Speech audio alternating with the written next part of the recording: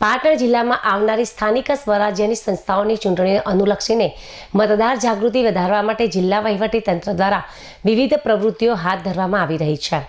આ અભિયાન અંતર્ગત મતદારોને મતદાન પ્રક્રિયા અંગે સરળ અને સ્પષ્ટ સમજ મળે તેમજ તેઓ નિર્ભયતાથી પોતાના મતાધિકારનો ઉપયોગ કરી શકે તે હેતુસર વિશેષ પ્રયત્નો પણ કરવામાં આવી રહ્યા છે।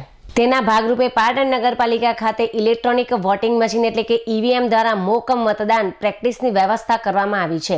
સ્થળ પર નિયુક્ત કરવામાં આવેલા કર્મચારીઓ દ્વારા મતદારોને ઈવીએમનો ઉપયોગ કેવી રીતે કરવો તેની વિગતવાર માહિતી પણ આપવામાં આવી રહી છે, તેમજ જીવંત ડેમોન્સ્ટ્રેશન દ્વારા માર્ગદર્શન પણ પૂરું પાડવામાં આવી રહ્યું છે।